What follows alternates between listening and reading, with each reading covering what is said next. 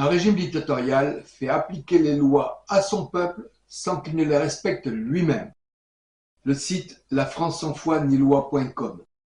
Bonjour, je suis Rémi Lavadi. Une dictature, qu'est-ce que c'est? C'est un régime politique dans lequel une personne ou un regroupement de personnes exerce les pouvoirs absolus sans que ni les lois ni les institutions ne les limitent.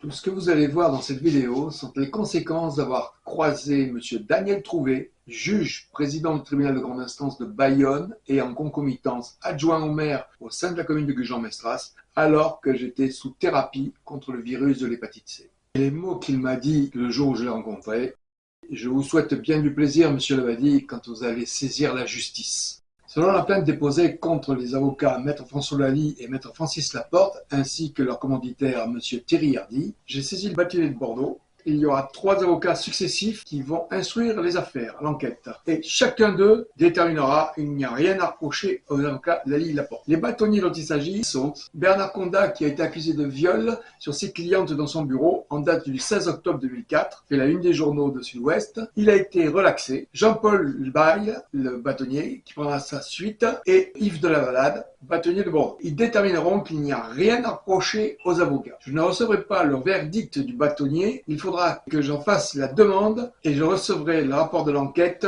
courant 2008. De même, la procureure de la République, Madame Delalandelle, ne donnera pas suite. Elle trouve qu'il n'y a rien à reprocher aux avocats, ainsi que le procureur général, Monsieur Defosse-Duro. J'ai passé des conventions d'honoraires avec les avocats. Ils devaient suivre des instances juridiques ainsi qu'une restructuration qu'ils n'ont pas menée à bout. J'ai été complètement abusé de toutes parts par ces avocats. Ils étaient parfaitement au courant que j'étais malade sous très lourde thérapie contre le virus de l'hépatite C. Donc, ils devaient s'occuper des affaires. Il en sort dans une instance juridique, dans le jugement, il est noté défense absent. Or, c'est bien à cause de ce jugement exécutoire que j'ai dû prendre la décision de déposer le bilan. Je ne peux absolument pas me contenter du résultat donné par le procureur de la République ainsi que le procureur général et les bâtonniers qui ne sont absolument pas prononcés. Je relève un point important. Une société est une personne morale et elle a la même valeur juridique qu'une personne physique, c'est-à-dire un individu. Or, le procureur de la République détermine qu'il n'y a rien à reprocher aux avocats. Dans la dite instance juridique, j'ai saisi les avocats et il est défini défense absente. Or, en date du 6 mai 2003, Maître Francis Laporte m'écrit « Nous saisissons un correspondant sur le barreau de Mont-de-Marsan. » Effectivement, ils ne peuvent pas directement plaider sur Mont-de-Marsan, ils sont obligés de passer par un postulant. De même, François Lally m'écrit et me justifie, sur un papier en tête au nom des avocats, 33 rue de Rua, me définissant qu'il reste en attente du jugement. Et lorsque je prends connaissance du jugement, quelques mois après, il est noté dessus « Défense absente ». La société a été condamnée à la hauteur réclamée par la partie adverse, c'est-à-dire 150 000 €. C'est caractéristique. Les avocats ne m'ont pas représenté. De ce fait, la société était en sommeil. Et je tiens à préciser, elle était à jour de toutes les charges salariales, tant les congés payés que la retraite. La gestion était clean. C'est moi, en rapport du jugement, qui ai dû demander le dépôt de bilan. Je tiens à préciser également,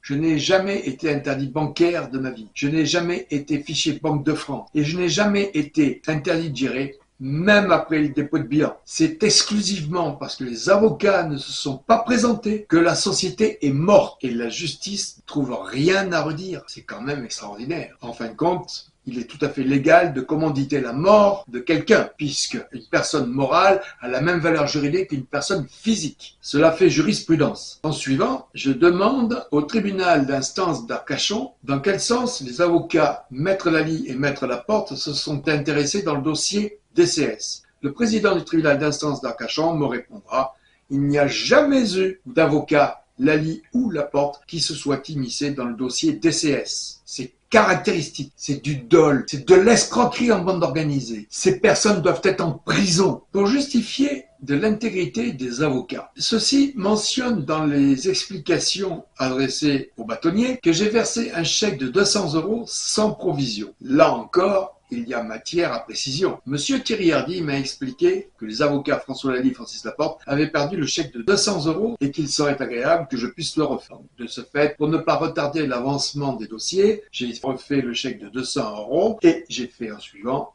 opposition à ma vente. Cela veut donc dire qu'ils ont encaissé le deuxième chèque de 200 €, je le confirme, mais en plus, ils ont présenté à la banque le premier chèque. Mais ça, encore une fois, c'est du dol, c'est de l'escroquerie. La place de ces gens-là est en prison. Et sincèrement, les receleurs des crimes également. Et bien sûr, je justifie de l'opposition à la banque, comme vous le voyez. Vous voyez l'intégrité des avocats réels. Il y a quand même des questions à se poser. Quelle était leur volonté, leur désir profond? C'est de me mettre en difficulté financière afin de me voler, me dépouiller légalement. Aux yeux de la société, je ne suis plus crédible. Mais là, je me suis battu et j'ai toutes les preuves juridiques. Et je démontre que tout le service judiciaire a profité de la situation et il le fait avec toutes les victimes. Je ne suis qu'un exemple, malheureusement, dans toute la société française. Pour la restructuration, j'ai signé la convention d'honoraires au 33 rue des Ruas. Il est à préciser que Monsieur Thierry Hardy, contrairement à ce qu'il m'avait dit au départ, n'est pas avocat. Ce qui veut dire qu'il n'a pas la possibilité de gérer le dossier de la restructuration. Il ne peut le faire que dans l'enceinte d'un cabinet d'avocats, 33 rue des Ruas, là où j'ai signé la convention d'honoraires. Ce qui veut donc dire que la responsabilité des avocats Lally Laporte est entière dans la mesure où c'est dans leur cabinet d'avocats, au 33 rue des Ruas, que j'ai signé la convention d'honoraires. Par ailleurs, il est quand même à préciser que j'ai reçu bon nombre de courriers attestant du travail des avocats dans la restructuration. Il y a le courrier d'un notaire, Cabrol, de Mérignac, qui répond à Maître Laporte dans la restructuration, y compris ma banque. Après, le problème fiscal et par rapport au code du travail, dans la mesure où il y a un employé dissimulé dans une entreprise, car semble-t-il, Monsieur Hardy n'était pas salarié, ça ne me regarde pas, je ne veux pas en entendre parler. J'ai signé la convention d'honoraires 33 rue des Ruas, à Bordeaux, dans le cabinet des avocats Maître Lally et Maître Laporte, et c'est eux qui engagent la responsabilité de Monsieur Thierry Hardy et donc de la convention d'honoraires. Devant tous les justificatifs que je vous démontre, il est évident que les avocats Maître Lally et Maître Laporte sont immiscés dans la restructuration. D'ailleurs, à ce sujet, je fais également référence aux explications de Maître Lally à son bâtonnier, qui dit bien qu'il y avait un montant qui devait être rétrocédé lors de la régularisation de l'acquisition par la SARL du dépôt loué. Et ça, c'est la restructuration. Maintenant, il est important de regarder l'enquête réalisée par les bâtonniers. Je suis amené à prendre contact en date du 26 novembre 2003 avec le bâtonnier Maître de la Valade. Celui-ci transférera mon dossier auprès de Maître Bernard Condat qui prendra sa succession. Celui-ci transformera mes demandes afin que je me retrouve imposteur vis-à-vis de mon ancien avocat qui ne s'occupait pas de mes affaires. C'est la raison pour laquelle j'avais changé. Nous nous quittons. Maître Jean-Paul Baille demande des explications à leurs confrères Lally et Laporte. Il demande également à Maître Gonder mon conseil avant Lally et Laporte. À ce titre, il est important de préciser que Maître Gonder, m'ayant répondu qu'il ne savait pas comment il allait être réglé, ce qui expliquait pourquoi il n'avait rien intenté jusqu'alors, compte tenu que l'avocat Maître Gonder n'avait pas confiance en moi, son client, j'allais chercher une source de conseil et d'avocat chez un autre. Et là, encore une fois, Maître Gonder présente des honoraires par rapport aux instances que lui n'a pas instruites. Alors là, je suis désolé, je veux bien régler des honoraires, mais faut-il qu'il ait fait quelque chose? Et je n'en ai jamais entendu parler, il ne m'a jamais présenté de convention d'honoraires, hormis l'affaire DCS dont il a été débouté également. Et il a été réglé intégralement à la hauteur de la convention d'honoraires. Je trouve très mal justifié les factures d'honoraires qu'il a présentées au bâtonnier. D'autant plus que je n'en ai jamais entendu parler. Et on m'a contraint à les régler. Ce qui a été fait pour ne pas prendre de retard dans les affaires que je comptais instruire. C'est ni plus ni moins que du racket en bande organisée. C'est ce service public de la justice française et ni plus ni moins que du racket. Je suis allé chercher d'autres avocats pour pouvoir me défendre dans mes dossiers. Et malheureusement, j'ai fait la connaissance de Maître Lally et Laporte qui sont des ripoux. Pour en revenir aux explications antérieures, c'est-à-dire celles de Maître Lally et Laporte, c'est bien ce que je vous disais, ils m'ont escroqué, c'est du dol caractérisé et cela a été couvert par les bâtonniers. Il faut rappeler quand même une chose, le bâtonnier a le devoir d'assurer à ce que ses confrères fassent leur travail dans la déontologie. Or là, il n'a rien fait. Il n'a fait que protéger sa confrérie. Le bâtonnier a pris acte des explications de Maître Lally et Laporte et il ne m'a jamais contacté. C'est ça la déontologie des avocats? Waouh! Je précise quand même que en justice, il y a ce que l'on appelle le contradictoire. c'est-à-dire les explications des uns et des autres, et après on fait le bilan des deux, et on se positionne par rapport aux justificatifs, et bien sûr par rapport à la loi, les codes de justice. Donc non seulement M. Bail ne fait pas son travail correctement, la preuve,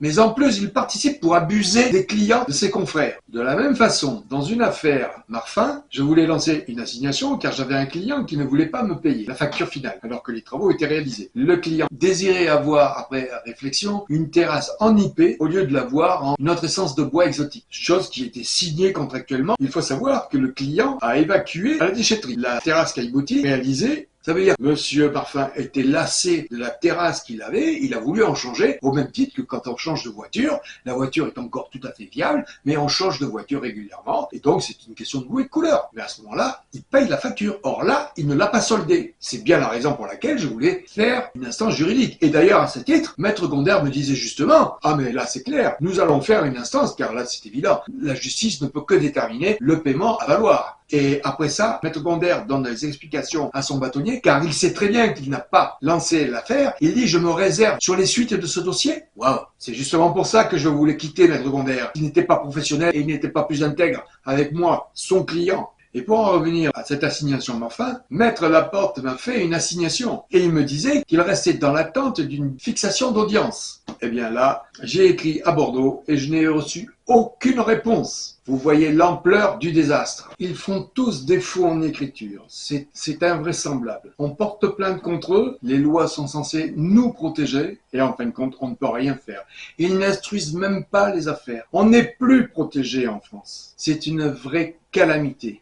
C'est affolant. En article 1 des droits de l'homme dans la Constitution de 1958, il est bien noté liberté, égalité de tous en droit, fraternité. Sommes-nous réellement égaux en droit? On se fait abuser, on n'arrive à rien. Il est incontestable que les avocats Lally Laporte, avec leur commanditaire, M. Thierry Hardy, ont bien abusé de mes droits. Ils m'ont escroqué, volé, abusé de toutes parts. Donc, c'est entièrement répréhensible. Et on est au pénal, on n'est pas au civil. Madame de la Landelle, Marie-Hélène, a fait 2 fois en écriture, donc ça fait 450 000 € d'amende et 30 ans de prison. Comme nous, quand on fait des excès de vitesse, 4 ou 5 fois, on a 4 ou 5 fois PV à payer. Nous sommes tous égaux devant la loi en rapport de l'article 1 des droits de l'homme qui figure dans la Constitution française de 1958. Monsieur Defosse-Duro a fait un faux en écriture, donc ça fait 225 000 € d'amende et 15 ans de prison. Je me constituerai partie civile. Je demande la copie de toutes les pièces du dossier dans l'affaire au doyen des juges. Il me répondra par une lettre me disant qu'il semblerait qu'il y ait une prescription. Alors, à ce niveau-là, un juge n'a pas le droit de faire valoir une question de prescription. En effet,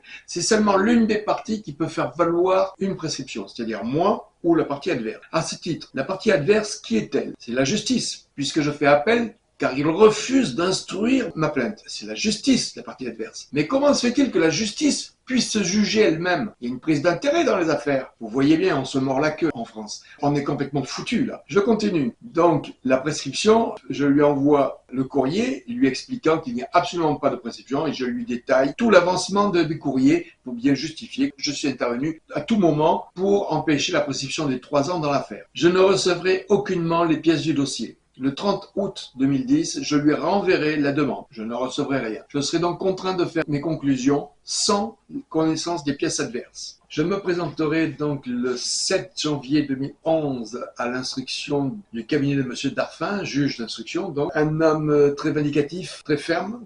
Il me coupera la parole sans cesse, je ne pourrai jamais avancer dans toutes mes explications. Je présenterai ce jour-là toutes mes conclusions avec tous les chefs d'accusation et les justificatifs que je ne pourrai pas laisser ici puisque c'est un dossier de 300 pages, mais par contre vous pourrez le trouver sans problème sur le site lafrancesanfoideslois.com. Je demanderai la copie de l'instruction et ça me sera refusé. Pourtant, vous le savez bien, toute pièce où on vous demande d'apposer votre signature, on n'a pas le droit de vous refuser la copie. Alors, je vous le démontre. L'article 114-1 du Code de procédure pénale du CPP détermine bien que toutes les pièces doivent être transmises aux parties qui le demandent et on peut même les envoyer. C'est encore une fois un faux en écriture et un abus de pouvoir contre moi pour que je ne puisse pas justifier pour démontrer qu'il y a un tribunal qui n'est pas impartial. Donc, en l'occurrence, le juge Darfin fait un faux en écriture Et il est répréhensible par rapport à l'article 441-4 du Code pénal qui dit bien que toute autorité publique qui fait un faux en écriture dans l'exercice de ses fonctions doit payer une amende de 225 000 €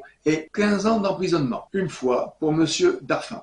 De ce fait, quelques jours après, je reçois le résultat de l'audition. C'est une ordonnance qui est sortie et elle fait état de l'extinction de la force publique. C'est-à-dire, ils font valoir une prescription dans le jugement. Il est noté qu'entre le 29 mars 2004 et le 7 avril 2008, je ne me suis pas manifesté. Donc, il y a plus de 3 ans qui se sont écoulés, ce qui fait valoir la prescription dans l'affaire. Or, c'est faux. Je vous justifie la lettre que j'ai envoyée au procureur de la République en date du 1er juillet 2007 et je demandais un rendez-vous au procureur de la République car personne ne veut me recevoir. J'ai beau envoyer tous les courriers, toutes les demandes, personne ne veut me recevoir. Comme le bâtonnier à qui j'ai demandé des rendez-vous. Le procureur en fait état et il me répondait, suite à votre lettre du 1er juillet 2007 adressée à monsieur le procureur de la République, ce qui prouve bien qu'ils ont reçu mon courrier. Ils savent bien que j'ai envoyé un courrier et que je suis intervenu. Donc c'est une prescription virtuelle, c'est bien ce que je vous disais, c'est un abus de pouvoir qu'ils font pour ne pas instruire l'affaire et donc relater tous les crimes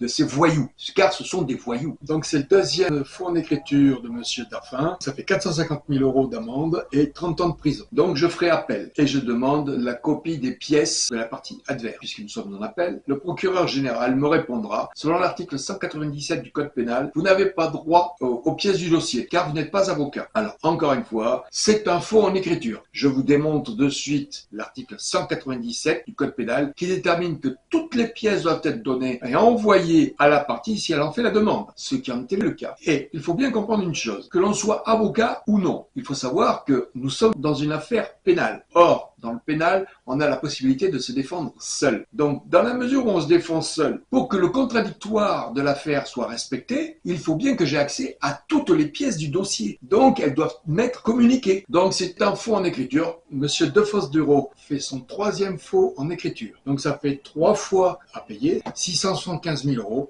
et 45 ans de prison. Nous sommes tous égaux devant la loi. Si nous devons apprendre à se limiter dans la vitesse automobile, vous devez apprendre à respecter le citoyen français et la Constitution française. Je tiens à faire remarquer le procureur général, monsieur Defosse-Dureau, me l'envoie, il me l'adresse à moi pour que je le reçoive. Ne met plus son nom sur les courriers, il ne le date pas, il ne met pas à qui il l'adresse. Mais il se sent très mal, cet homme. Il sait très bien qui il est. Ils savent très bien qui ils sont. Ce sont des criminels. C'est la honte qu'il doit y avoir sur eux. Ce sont les terroristes de la démocratie française. Ne l'oubliez pas. Ils cassent tout. Ils envoient tout en l'air. Ce sont les terroristes de la République française. Donc je serai encore une fois obligé de faire mes conclusions sans connaissance des parties adverses. À ce titre, je tiens quand même à faire valoir que dans le réquisitoire est communiqué quelques années après par un corbeau du barreau de Bordeaux. Et dans ce réquisitoire, il est noté « il y a lieu à ne pas instruire ». C'est-à-dire, en fin de compte, c'est ni plus ni moins qu'un déni de justice. On me refuse l'accès au tribunal. Sommes-nous réellement en République démocratique là? Et c'est contraire en plus à la Charte fondamentale des droits de l'homme européen. En article 47, il y a noté un libre accès au tribunal afin de faire entendre sa cause. C'est ce que je souhaite démontrer et que tous les citoyens français le sachent. On a fait la révolution en 1789 pour nous faire entendre nos droits et en fin de compte, il y a un retour en arrière. Donc, je fais mon mémoire, je fais valoir la non-prescription. Et là, on me dira confirmation de l'ordonnance entreprise, car il y a prescription dans l'affaire. Donc, après l'appel, je n'ai plus qu'une chose à faire, c'est me pourvoir en cassation. Je fais valoir la non-prescription, puisqu'il faut savoir que la cassation s'est fait que pour vérifier que toutes les règles de droit ont été entreprises dans l'instruction de l'affaire, du dossier. Et évidemment, le plus simple, c'est de dire dossier non admis. Effectivement, mon dossier sera non admis, et donc, je ne peux rien avoir. C'est vous dire, c'est l'état de la France. Comprenez bien une chose, je ne suis qu'un exemple dans le système judiciaire français. Il y a beaucoup de victimes, notamment chez les agriculteurs. Pourquoi en sont-ils là? C'est très simple. Si jamais il y a un problème, comme j'ai eu avec la maladie, généralement, il y a un problème avec les charges et les crédits. On est très vite submergé et on se trouve en dépôt de bilan. Et quand on est en dépôt de bilan, c'est pas nous qui le gérons, c'est un liquidateur judiciaire. Alors, liquidateur judiciaire veut dire que vous ne gérez plus rien et là, il vous dépouille complètement. C'est un véritable scandale. On ne tient plus et c'est la raison pour laquelle les personnes se suicident. Et c'est bien ce qu'ils ont voulu intenter avec moi. Et bien maintenant, je le fais valoir et je ne vais pas les lâcher. Et je vous démontre ce qu'ils sont réellement. Ce sont des voyous, ce sont des ordures. Je rappelle que toutes mes péripéties judiciaires ont débuté en 2002. Elles sont les causes directes dues à l'asservissement judiciaire qu'a mis en place M. Daniel Trouvé lorsque j'ai croisé sa route. Il était alors conseiller municipal à la mairie de Gujan-Mestras 33 470 et en concomitance juge président du tribunal de grande instance de Bayonne au moment des faits. Il a alors contacté ses hommes de main pour mettre en place une escroquerie en bande organisée au pluriel, puis il m'a prononcé cette phrase lorsque je l'ai rencontré pour la dernière fois en 2002 au sein de la mairie de Gujan-Mestras. Je vous souhaite bien du plaisir, monsieur Labadie, quand vous allez saisir la justice. Aujourd'hui, je suis à même de vous justifier que le service public de la justice française est rempli de voyous délinquants qui lancent des escroqueries en bande organisée à l'encontre des citoyens français et qui en abusent. Ils opèrent en toute impunité car il nous est impossible de faire acter des crimes et ils le savent. La République française est en péril. Le pouvoir des fonctionnaires leur font tourner la tête car ils se savent intouchables de par leur statut. Le statut du fonctionnaire est à éradiquer sous le couvert de la République française qui détermine égalité de tous. Or, le fonctionnaire n'est absolument pas l'égal d'un citoyen lambda. Les acteurs directs de l'escroquerie du monde judiciaire sont les avocats Maître Lally et Laporte à Bordeaux avec leur commanditaire Thierry Hardy. Ils ont lancé des escroqueries en bande organisée à mon encontre sur personnes faibles, malades, sous lourde thérapie consécutive à une transfusion sanguine opérée dans un hôpital français. Les personnes citées ci-après sont celles qui font partie des instructions judiciaires lancées et qui sont toutes actrices ou complices aux chefs d'accusation pour recel de crimes, faux en écriture, escroquerie au jugement, délit de justice et mise en place d'un asservissement judiciaire total depuis le jour où j'ai contacté le bâtonnier en date du 26/11/2003 et déposé plainte au procureur de la République de Bordeaux le 12 décembre 2003. Toutes les personnes étant immiscées dans mes actions judiciaires sont directement concernées par ma plainte déposée en juin 2013, à l'exception de celle étant dans le dossier Labadie contre la SARL Sable d'Argent pour loyer impayé. Plainte à laquelle je recevrai un refus d'instruire de la place du procureur de la République, c'est-à-dire un déni de justice. Comme je vous disais, il nous est impossible de faire acter des crimes que nous subissons. Maître François Lally, Maître Francis Laporte, Monsieur Thierry Hardy et Madame la procureure de la République, Marie-Laide de la Landelle de Bordeaux, Monsieur Defosse-Dureau, procureur général de Bordeaux, Monsieur Philippe Darfin, juge d'instruction, Monsieur Boulmier, Monsieur Graf-Muller, Monsieur Louiset, Madame Poudens, Madame Nava, Monsieur Louvel, Madame Harel Dutirou, Monsieur Arnoul, Madame Teplier. Un régime dictatorial fait appliquer les lois à son peuple sans qu'il ne les respecte lui-même.